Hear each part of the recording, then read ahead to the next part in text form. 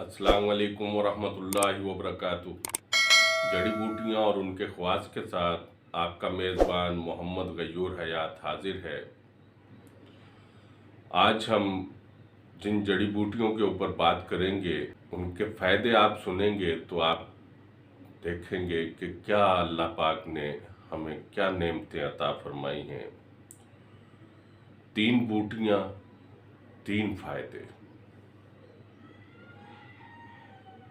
सर्दी का तोड़।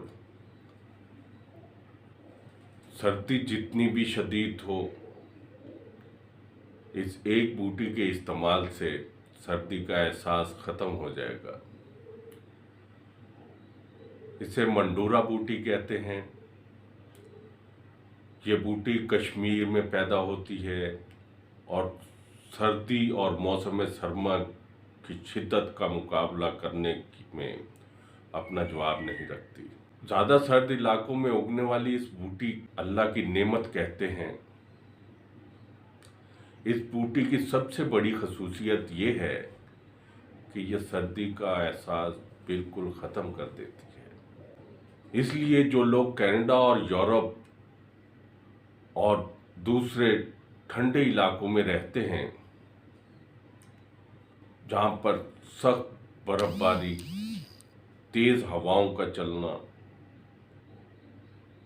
और शदीद किस्म की ठंड होती है,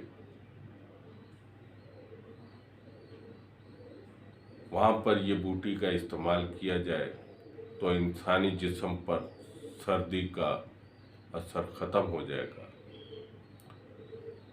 इसको इस्तेमाल करने का तरीका, मंडूरा बूटी को रात को पानी में भिगोकर रख लें,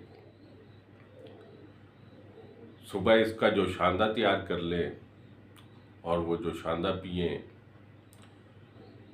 इस बूटी को वैसे भी चबाकर इसका रस पीने से वही असर होगा जो जोशांदा पीने से होगा।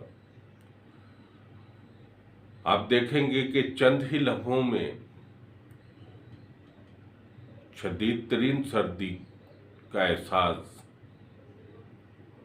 ख़त्म हो जाएगा और आप अपने आप को बेहतर और हशाश बशाश महसूस करेंगे।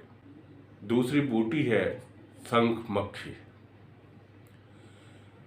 ये बूटी पहाड़ी इलाकों में पाई जाती है।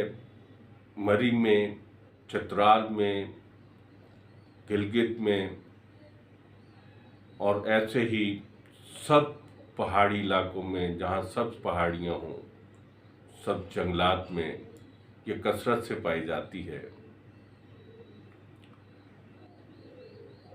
ये बूटी भी अल्लाह की तरफ से बहुत बड़ी नेमत है। इस बूटी में भी एक ऐसी खासियत है कि ये लम्हों में गर्मी के असर को ज़ायल कर देती है। जितनी भी शदीद गर्मी हो, इस बूटी का इस्तेमाल करें, पल भर में आप महसूस करेंगे कि गर्मी का एहसास बिल्कुल ख़त्म हो गया है और गर्मी के एहसास की जगह ठंडक के एहसास ने ले ली है। इस बूटी को शदीद तरीन गर्मी में इस्तेमाल किया जाता है। यह बूटी बहुत मशहूर है क्योंकि सर्द इलाकों में अक्सर पाई जाती है। जब गर्मी की शिद्दत से बेचैन लोग इसको इस्तेमाल करते हैं तो वो महसूस करते हैं कि ये बूटी वाकई अल्लाह की नेमत है। ये गिलगित चतराल में भी पाई जाती है और कागान में कसरत से पाई जाती है।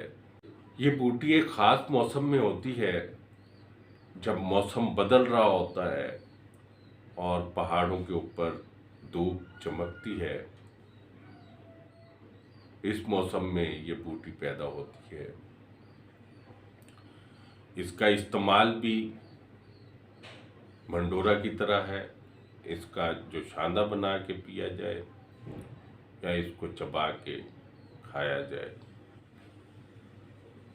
दोनों सूरतों में ایک ہی جیسا اثر دکھائے گی، اور سرد گرمی جتنی بھی شدید ہو، کیسی بھی گرمی ہو، لمحوں میں گرمی کا احساس ختم کر دے گی۔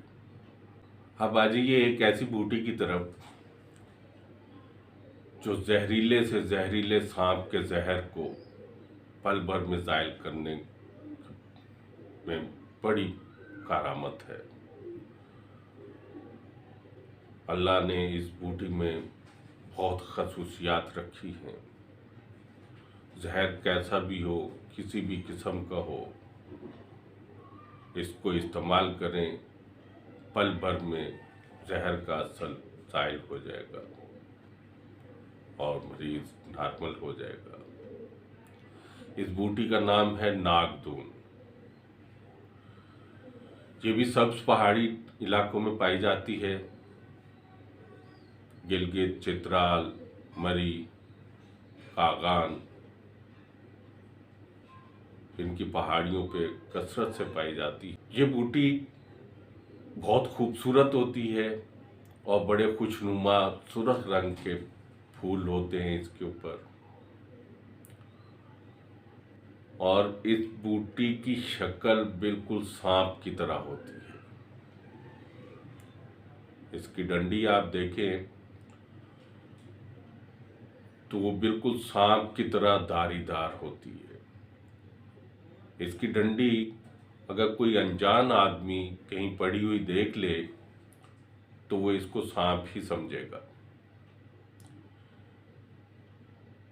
شاید اسی وجہ سے اس کا نام ناگدون رکھا گیا ہے۔ بڑی کارآمد بوٹی ہے۔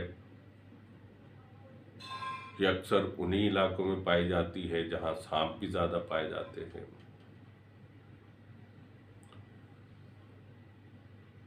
اور اس کا استعمال صرف